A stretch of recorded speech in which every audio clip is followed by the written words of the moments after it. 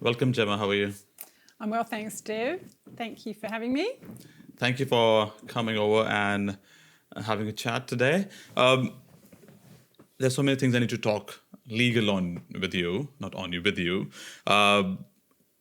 Before I go there, I would like you to share a bit of your background, your work, and how have you landed in the current position or business of your own since young days.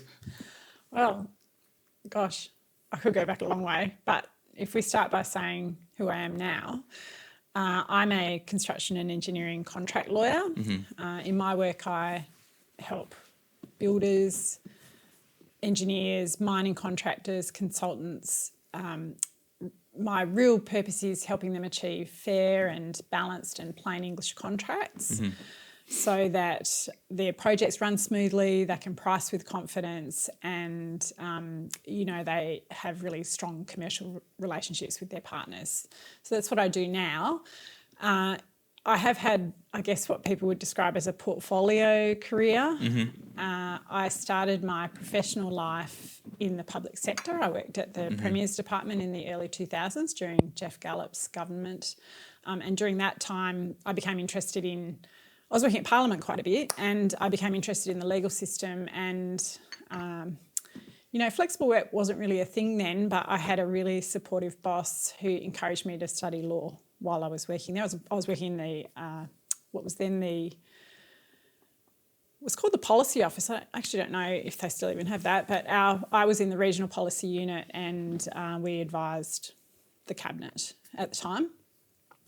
And my boss encouraged me to go and study law. So I did. I started off studying part-time, didn't really intend to practice law, but as soon as I started my degree, I realised that I absolutely loved it. Like, I felt like I had finally found home. Yeah, I had previously done a psychology degree, and I loved that as well. But once I started studying law, I really felt like I had, found somewhere where I belonged, and that something that really interested me. And so, even though my background was in the public sector, and I suppose initially I thought I would practice some kind of public law, I did do my honours in environmental law, which is really in kind of administrative law.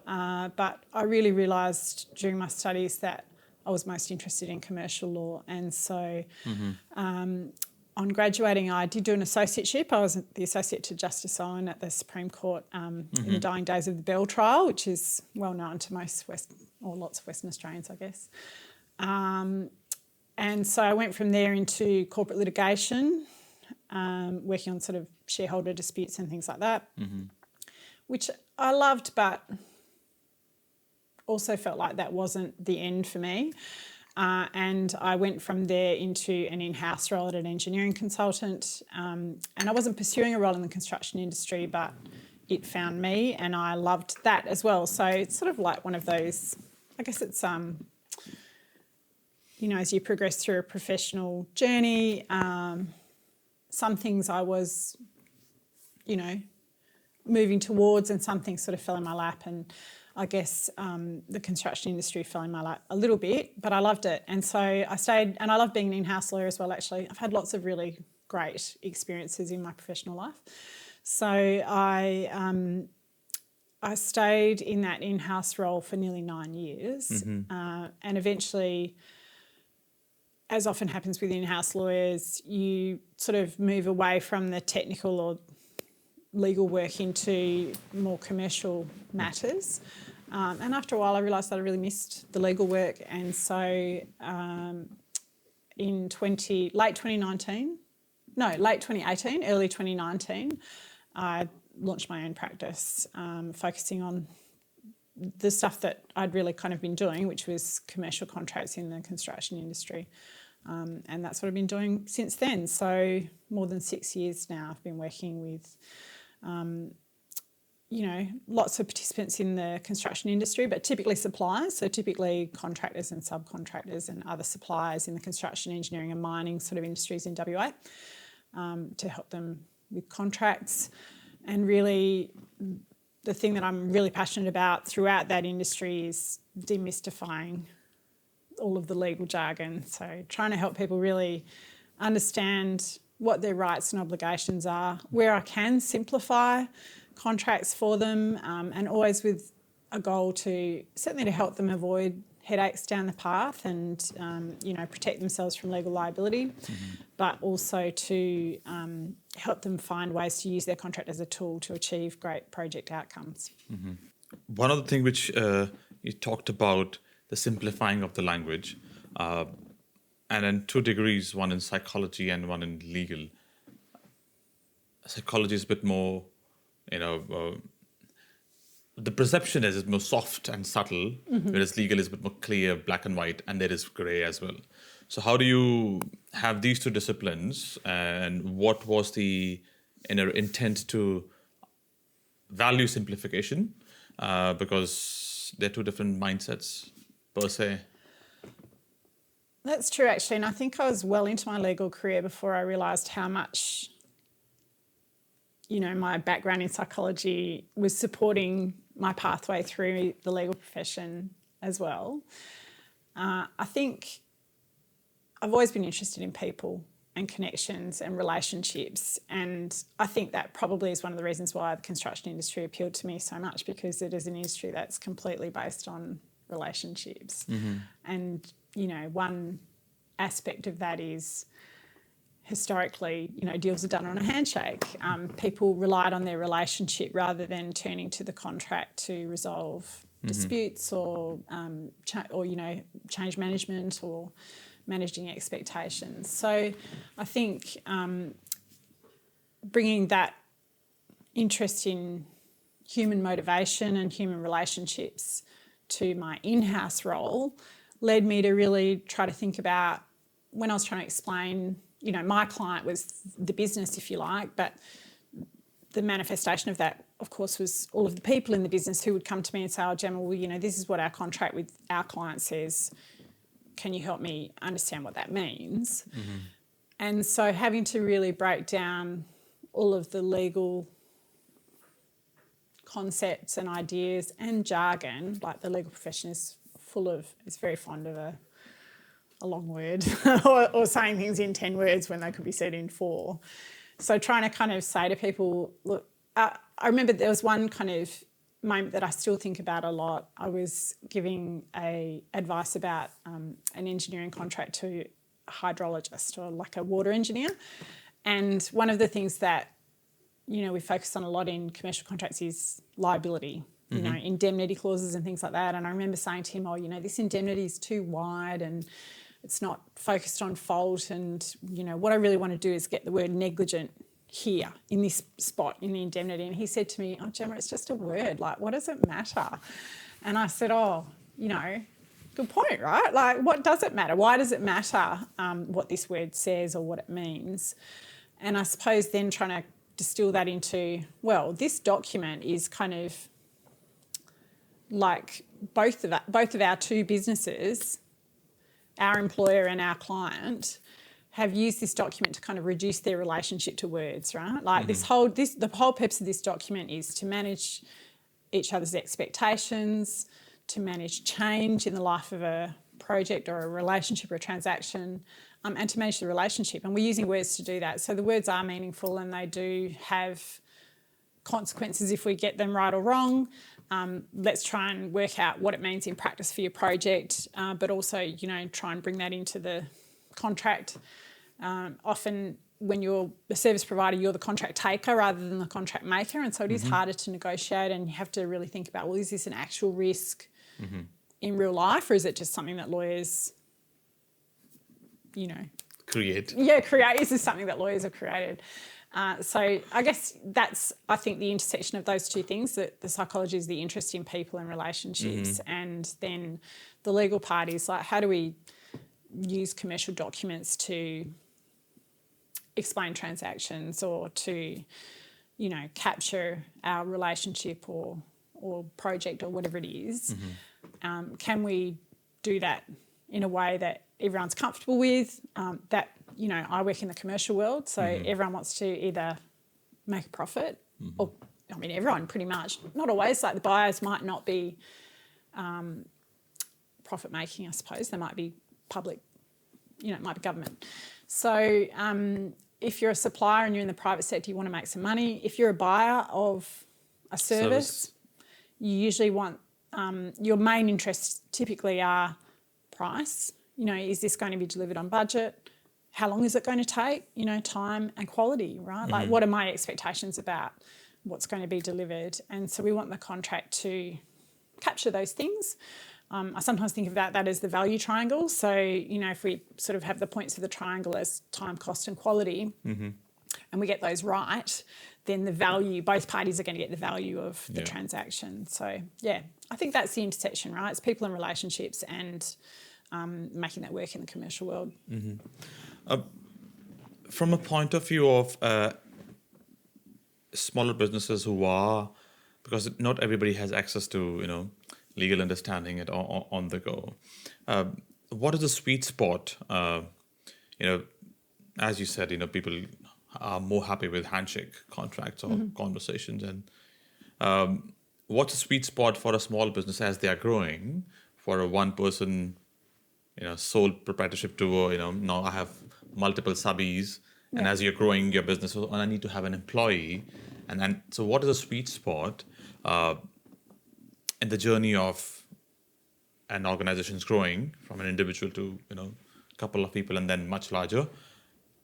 Where would they start considering to have overall, risk understanding that, which relationships they are working on, which one are contractual, which one are handshake, and how do we go about it?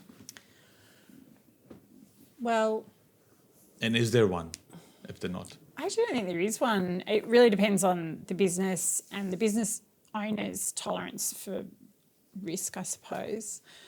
I appreciate that's a relatively abstract concept. For some businesses, in an ideal world, if I was going to put my lawyer hat on, I'd say if you're going to open a business,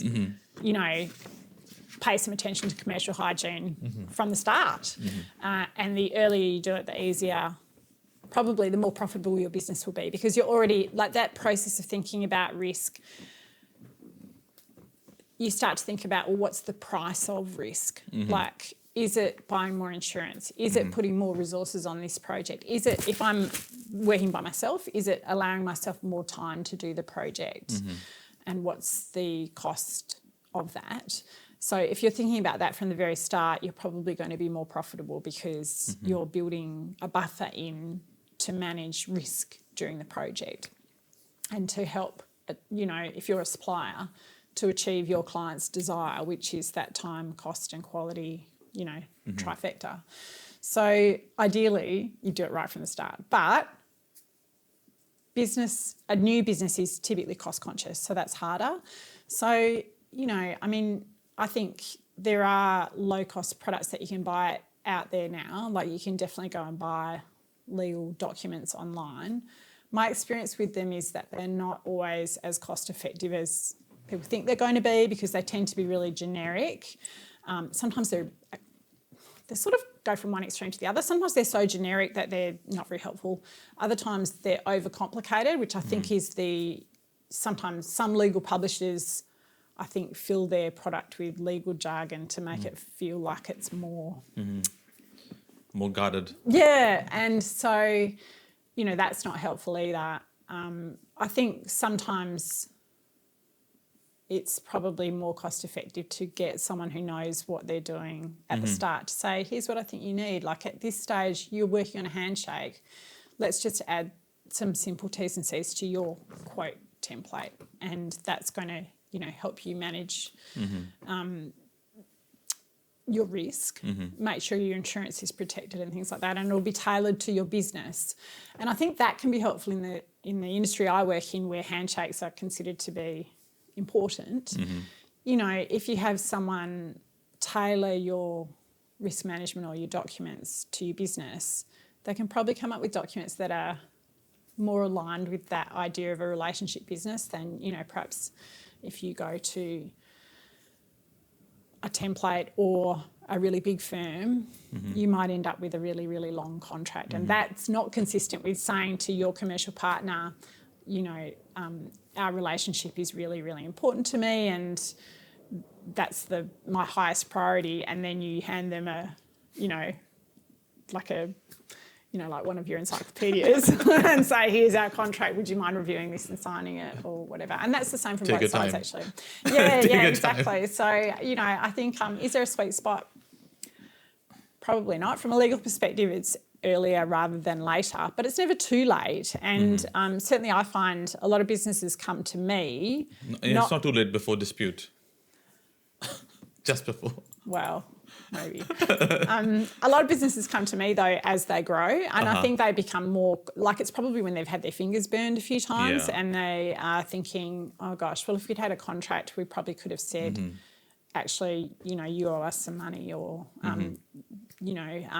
this is what we agreed that I was going to do for that price and you're asking me to do something extra. And I'm happy to do that, but it's going to cost more. And you sort of you've set those expectations about deliverables. Deliverables, yeah. And if you're being, if you're the supplier and you're being asked to do more than that, then you're going to want more money.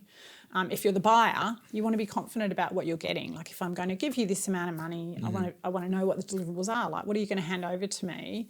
And, when do I have to pay the money? And so, the things that I always talk about are like managing the client, both parties managing each other's expectations.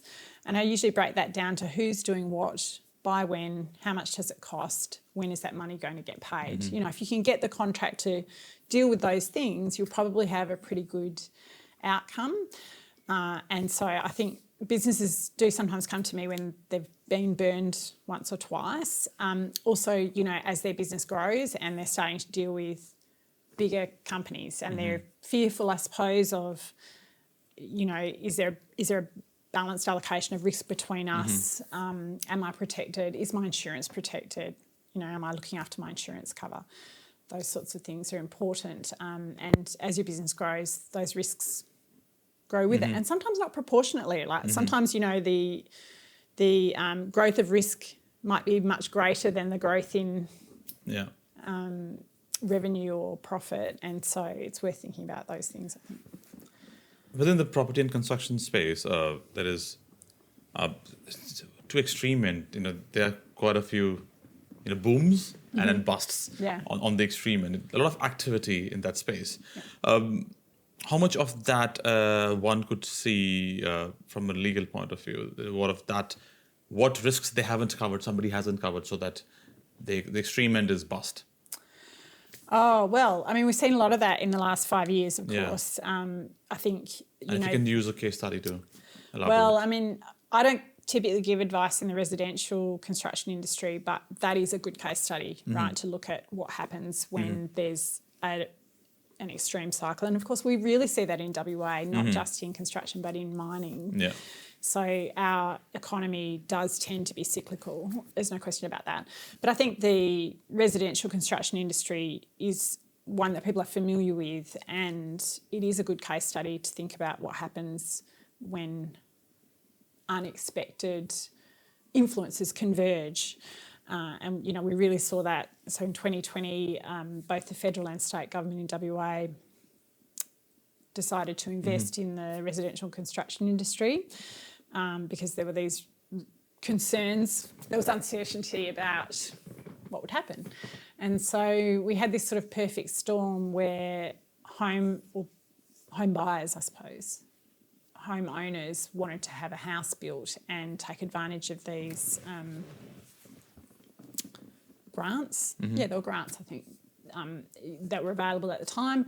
And so lots and lots of lump sum contracts were being signed at the time. And the residential construction industry is quite heavily regulated by legislation to protect homeowners from unscrupulous builders, if you like.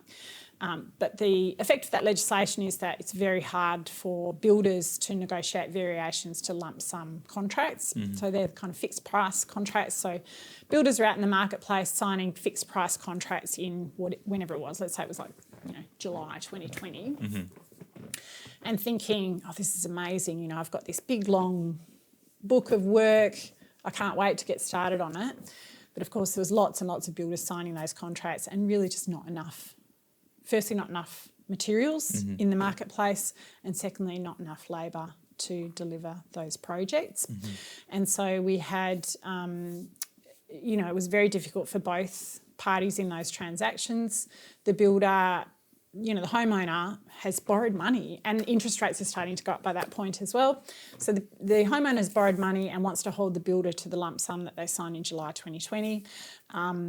The cost of materials and labour exploded. At one point I remember hearing that, prior to June 2020, brickies were charging 70 cents a brick, and then 12 months later they were charging $3 a brick. And we're asking the builders to absorb that increase in cost and hold them to that lump sum. And of course the outcome of that was that they couldn't absorb those costs. And so we've seen, a real explosion of insolvencies in the construction industry. And that has had flow-on effects into commercial construction as well, with trade contractors who might have been servicing both residential and commercial construction. So, that idea of a boom where it's really exciting, construction industry is quite exposed, I think, to supply chain delays, and there were lots of those during that period, and labour force shortages. And there's no question that the labour force in Australia more widely, but particularly in WA,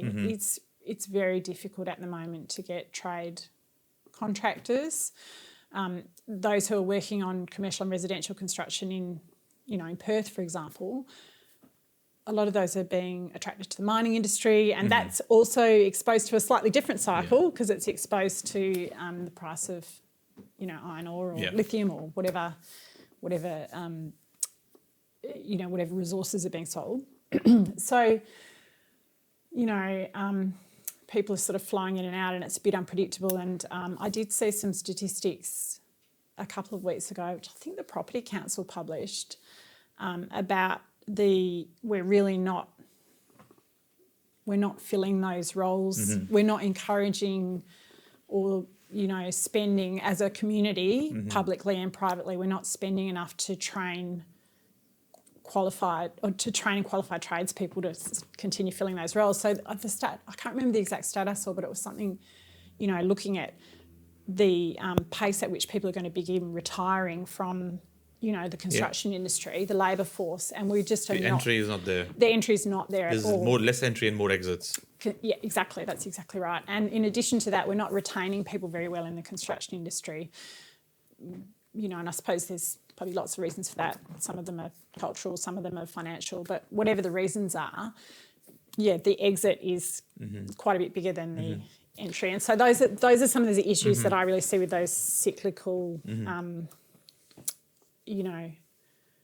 patterns in the industry. And in WA, there has been a consistent demand of more housing every year, and there's a permanent demand of that.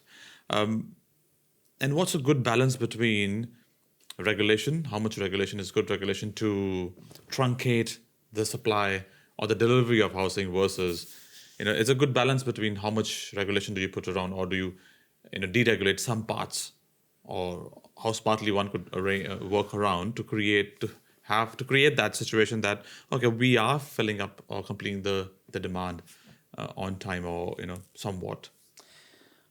It's pretty complicated, actually, because I think you have, and I definitely see commentary on this from both Property Council and the construction industry, the sort of industry bodies. There are differing views as well about where the bottlenecks are. Yeah. At one point the bottlenecks might be in getting approvals done, and there's, the red tape, if you like, on getting approvals, and also the government releasing land and things like that. So, that might be one bottleneck. I've mentioned supply and labour constraints. That's another bottleneck. And that's less exposed to regulation, I suppose. But it's really, I think, the ability to process approvals, to oversee things that are being built, that's difficult as well.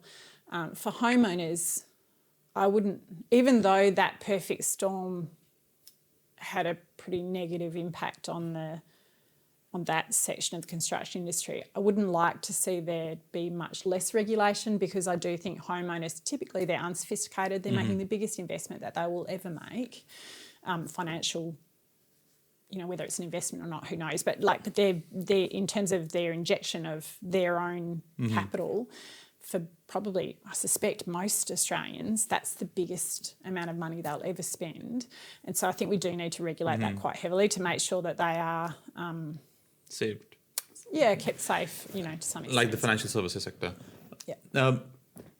This imperfect storm might have created that, the demand is still there, the supply is not that much, but for homeowners, the price is going up. So probably it is positive in some way from an imperfect storm that, the valuation of the property is going up because there's more demand than the supply. Yeah, that's moving beyond my I'm just saying, field of knowledge. I'm just saying that it's probably that. I guess probably, there's a basic proposition of supply and demand. Like, there's no question that demand's higher than supply at the moment. But I just think it's such a complicated sort of equation, isn't it? It's a multivariable equation. Yeah, it's multivariable, right? And I think if you think about the perfect storm that happened during that period, that's why it's a good case study, because you're seeing the impact of government investment, regulation, interest rates going up, the release of land, trade shortages, like they all kind of came together at the same time, and you can really even though they converged, it sort of put the spotlight on all of them as pieces of the puzzle that are important and need to be managed. And I guess the truth is there's a limited pool of money in all of the sections of that puzzle, and it's hard to find the balance of like where you put the money to make it work. I want to still push another one, if I can, try another one, not push.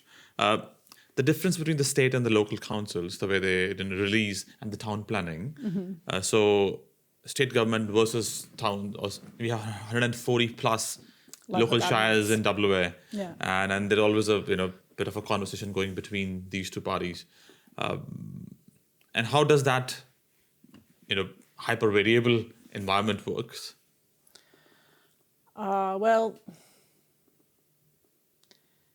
Again, it's probably really, we're moving beyond my sphere of knowledge. My personal view is we probably have a few too much. We have a few too many fingers in the pie.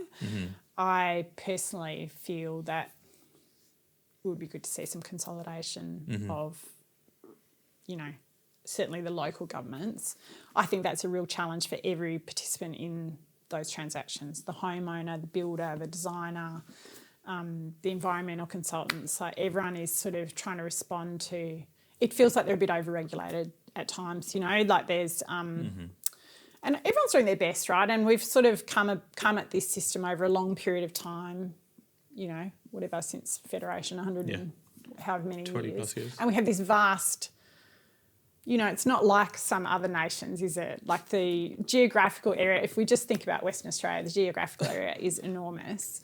So how do you manage that with fewer... How do you draw lines? Yeah, exactly.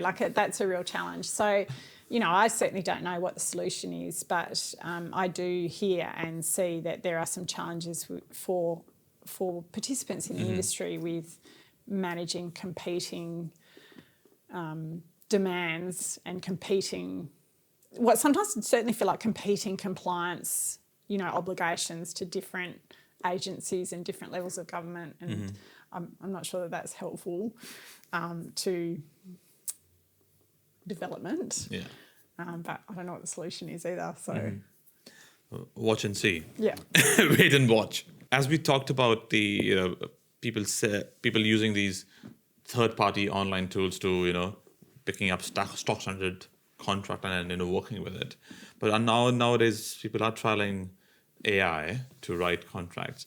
So how has your experience been? People who have given you a copy. Hey, I've done this copy yesterday. Can you have a look at it? And how have you gone about looking at it, and how much it is workable, or what's your views on those? So my experiences with AI, my first experience with AI really came, I think, not long after ChatGPT entered into the public domain, if you like. I was asked to sit on a panel to talk about the future of the legal profession. And I remember being asked, can you play with ChatGPT before you come and sit on this panel, and I was like, oh, radio. So I remember having a bit of a play with ChatGPT, and look, this would have been, I reckon it was about the beginning of 2023, so going to 2-ish years ago. It was absolutely woeful, and I remember thinking, gosh, I can't believe lawyers would be worried about this taking over their job. Like, it's just so terrible. It was completely US-centric and just plagued with hallucinations. And I remember trying to use it to draft. I was like, what's a really simple document that I can get it to write for me? And I was asking it to write a privacy policy, which is a pretty standard document in Australia. It came up with all these clauses about water slides. And I remember thinking, where has it got that from? Like, that's crazy. So I remember thinking, oh, well, this is, it's hard to imagine this being useful certainly in the near future. But of course, I think what I didn't understand at that point is that it's a learning model, right? It's a language learning model, and it's constantly chewing through data and responding to the way people use it, and it improves over time. And so I think the improvement in large language models' ability to both critique and write legal documents has improved exponentially during that period. Like, if I look back at, that initial experiment and what I can create using AI now, it really kind of blows my mind. In saying that, though, in the last 6 months, I would say, it's probably the last 6 months that I've actually had people say to me, oh, Gemma, here's something that I used AI to write, or here's a review that I got an AI agent to do. Can you have a look and tell me if it's all right? And my experience with those has not been good in Australia. I think there are already, I don't know what you would call them, like platforms or interfaces that American suppliers to both the legal and commercial marketplaces have. Legal agents. Yeah. They would have trained, so I think they're trained an AI language model on specific sector, data. and then they're selling those, just that piece. Exactly. And I haven't actually experimented with those, but my understanding from reading some of the commentaries that they're coming along pretty well. I don't believe we have the same products in the Australian marketplace at the moment. And so where people are doing that and they see it as a cost saving, I think it is not at a point which is helpful at the moment. So I've had, let's say in the last 2 months, I've had 3 pretty bad experiences with clients who've relied on AI to their detriment. In one case, in this case, it wasn't to their detriment, actually. I had one long-standing client use AI to draft a hire agreement, or to try to draft a hire agreement, and then they sent it to me and they said, oh, Gemma, we've used AI to create this document. We think it's pretty good. Can you have a look and tell us what you think? And it was terrible. It actually wasn't even enforceable. Like, it had elements that would have scuttled the contract to start with. And so they were going to use it to hire a really complicated piece of machinery with it was worth a lot of money, 7 figures. This machinery was going to go on a boat and go out to an oil rig. And when I looked at it, I was kind of like, well, in 5 minutes, I can kind of tell you that there's these major issues with this document. Are you comfortable with that? And my client said, like, no, absolutely not. Can you fix it? And I was like, I can't fix it, but I can draft you a new one, and I'm happy to do that. And so in that case, I guess they came to me before something had gone wrong. And yes, it did cost them more than they were hoping, but that may have saved them a great deal of money if the boat had sunk and the piece of machinery was completely uninsured. Yeah, it couldn't swim. It would be at the bottom of the Indian Ocean, and the insurance people would have been like, "That's not our problem." Like, sorry. So in that case, there was not a detriment. But I've had 2 other situations where, firstly, a client used AI to do a contract review, and then engaged the other party in a negotiation based on stuff that was just completely wrong.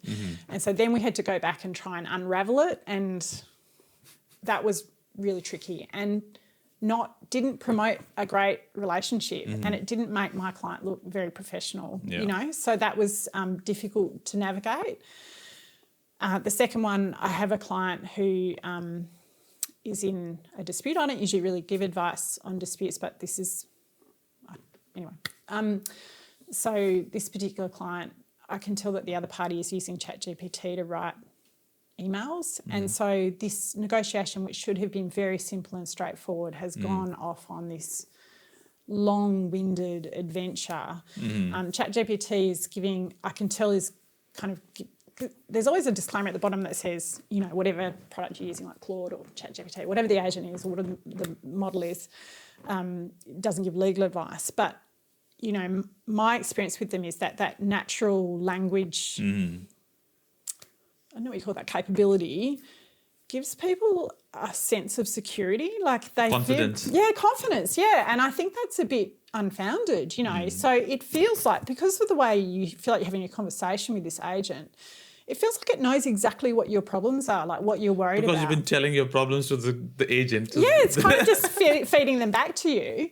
And it's picking up because, you know, most models, I think all models, in fact, have learned largely on US data. It's very US centric, so it doesn't really understand Australian law.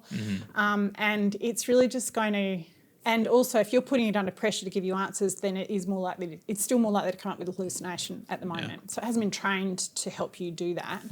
And so I have a client who is really concerned that their reputation is being damaged because of the other party using AI. So those are 3 experiences I've had recently where AI has been problematic. I think there's huge potential for AI, maybe for lawyers to use it, but I think at the moment people in non-lawyers, and lawyers are expensive, let's face it, you know, people think they can, well, people are trying to find, we're all trying to find ways to save costs. Cost arbitrage. Yeah, and so using AI might be viewed as an opportunity to do something more cost effectively. And I definitely don't want people to be burning money on legal fees unnecessarily. I think there'll be a point where, and there are already some things that language models can do where they are not plagued by subjectivity in the way that humans are. If we go back to my psychology background, I think that we'll be able to put things into language models and they will do a better job than lawyers in some cases because they are not affected by unconscious biases and but at the same time they don't have experience, so you know you've got a bit of a trade-off there. So I do think there's really great potential for learning models and they will be trained over time to perform better with Australian law, but I don't think we're there yet in Australia. And so I think if people say to me I'm using a language model to help with my commercial documents, I'd be saying, look, tread pretty carefully and, you know, consider if you do what my clients have done, which is send me the thing after the case, is that going to save you money or cost you money? Like you've already sort of burned time, if not money, certainly time trying to like come up with this document that let's take the hire agreement as an example. You know, my client had spent a while trying to get it right, thought it looked great, sent it to me, and I was kind of like, I could draft this in a day or 2 days, you know, like it could be done so quickly. And is it more cost effective for you to tinker with something that you don't understand or to get a professional to do it? Yeah, you know. So I don't know. I think I have quite mixed feelings about AI at the moment. I think it's got potential, but I also wonder, the other thing that concerns me a little bit about AI, and I wonder if this is my age speaking, I wonder about early career lawyers coming through, you know, the profession. If we are using AI to do some of the tasks, which is right? Like we want to save our clients costs. We don't want them to spend money on junior lawyers doing grunt work. But if the junior lawyers aren't doing the grunt work, will they learn? That's what I was, you know, with AI today, you know how to prompt because you can ask the right questions. You can find the faults and you can see that it's generated by a tool and it can replace the entry level, you know, intern or a legal intern, probably with the same similar mistakes or probably more. And if that's been used at mass, so people who are coming in profession, as you said, they might not be trained to know what are the mistakes, and then they wouldn't learn. They don't have the opportunity to be mentored and then coached by senior lawyers. I I think that is a risk, and I don't know what the answer to that is either. I think that is compounded a little bit by something that's been amazing for our kind of professional world, but I think also has some challenges, which is the idea of working from home or working remotely, there's hybrid work models. The things that I learned as an early career professional, I would say most of them I learned from watching other people and being around other people and failing, like getting things wrong and having someone say to me, I probably wouldn't have done it that way, and these are the reasons why. So I think there are some risks associated with that. Risk, I don't know if that's the right word. I'm not sure what the answer to that is, like if we want to have people helping us navigate the legal system, if we want to have access to justice. Like I think there are opportunities to use AI to increase access to justice. It's currently lots of people can't access the legal system because it's too expensive. Like can we find ways to improve access to legal advice using AI? I think we absolutely can. But what happens at the other end? Do we still have people who understand the legal system and are thinking about it, or have we kind of outsourced all of that to a language model? And what's the long term? I guess we'll wait. That's another wait and see, right? Like we'll see what happens over time. I think I should ask more on parenting. When would you introduce your kids to AI to start playing with it? That's really interesting as well. So my children think of me as a bit of a Grinch.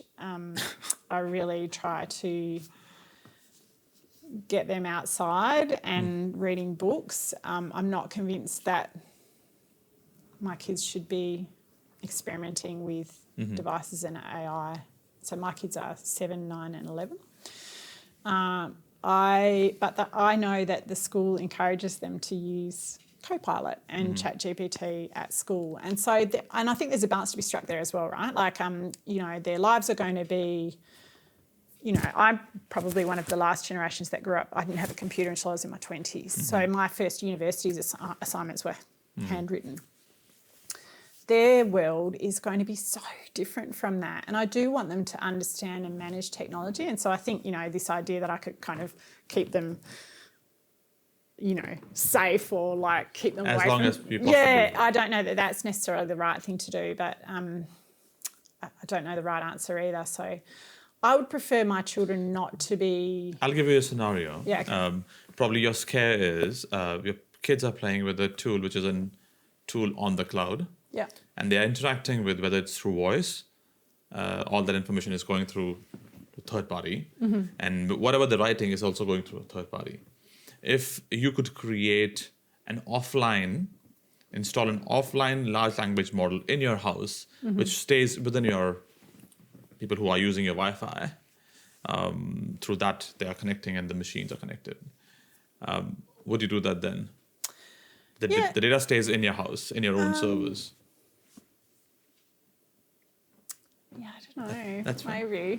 That's a really good question. I thought it might be the privacy kind of a situation. So It's if I not solve the it's privacy... actually not even the privacy. It's the thing that concerns me is, are my kids going to engage with their own kind of thought process, or are we kind of, it's so tempting to say to, and I've done this myself, like with my business. And in fact, one of the uses that I find for AI is if I'm struggling with drafting a clause and I'm thinking, I can't quite think how to say this, or I feel like there's something missing, I'll sometimes go to, I've personally found Claude to be the most useful, and say, I think security is an issue, so I would always be doing it anonymously, but I'd be sort of saying, I've got a client, I'm drafting a contract, I'm drafting a hire agreement, and I'm putting this clause in about X, Y, and Z. Can you identify some risks, or and then you can have a sort of back and forth and test some of your theories. And for someone like me, like I work by myself, that can be really, really useful. Yeah. So, like in your scenario where it's a sort of a microcosm, if you like, like it could be really useful then, right? Yeah, my kids, I could be saying to my kids, like, go and have a conversation. I don't know if I could control it and sort of maybe have your encyclopedias as the data that... And then you can fill the way you want to. You can train your own language model with information what you want to. You can have restrictions and what, you can have parental restrictions and all of that can be placed onto that. So in that probably scenario. But yeah, maybe. maybe. Yeah, I'm not convincing you. So just trying to Not convinced yet, Dave. I'm just seeing the way the borderline is, Yeah. just to see where it stops or where it hits. Coming back to playing with, because many large law firms or legal firms, they are creating agents, and they're using agents to train onto their own way of thinking, way of approaching contracts or legal work, and then those agents being used internally. So there are people who are experimenting that, and which means they're creating one is productivity, efficiencies within the system, and probably more profits. So, and that's a trend being starting in Australia right now. It's not everybody's using it, but it's happening. Definitely. So, what are your insights and what are your conversations you're having with your colleagues across the sector? So I still don't really understand. I definitely see the big firms advertising that they're doing exactly what you've just said.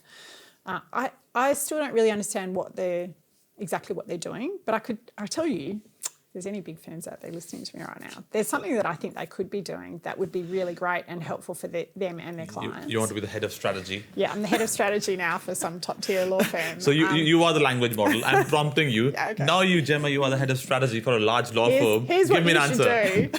So something that I experience a lot specifically in my work is, my clients are servicing really large businesses, and the large businesses go to those firms to get a contract.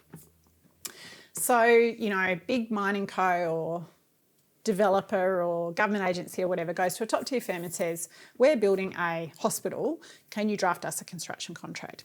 Top tier firm turns to its precedent bank, pretty much just trots out its its standard form contract that it uses for public infrastructure projects valued between X and Y. And I suspect often doesn't even really look at it that closely, And so my experience sometimes is to be negotiating for the other side of that transaction and saying, can you help me understand why this clause is in here? And the lawyer on the other side, who's probably, they tend to charge by the hour. He's probably getting paid quite a lot of money to do that, to produce something of value, says, actually, I'm not really sure what that clause is doing there. There's no one really sitting down from time to time and saying, have we had a look at our precedents recently? Do they still reflect market expectations? Yeah. Are they actually well suited to the projects that we're selling them for? Have we every time, and my experience with construction and engineering practices is they tend to be disputes focused, and so when they draft a contract, every time they win or lose a dispute, they'll be like, right, well the court said X, so we should put a clause in our contract that deals with that, and so you end up with this sort of Frankenstein document that has millions of clauses that will probably never really be needed. I think if I'm your learning model and you're the big firm, I'd be saying, pump those things through your learning model and say to them, retrain them. Yeah, retrain them and say, perhaps you can put the parameters of this is what the project looks like, here are the key risks, here are the market constraints, can you tell us which clauses are higher priority and which ones are lower priority or something like that, come up with a document that's better suited and not just what you've been using as your precedent for the last 12 years or whatever, I think that would be a really good use for language models. I can't speak for the contentious, the dispute resolution practices, because I don't really practice in that area. But with front-end work and transactional work, I actually think that would be, that would benefit everyone. It would cost less. I don't know, maybe it wouldn't benefit the law firms. It might not make they might not think much of my strategy idea if they're not going to make as much money out of it. But you are the only language model they have now. I've given them excellent advice and they should take it, yeah.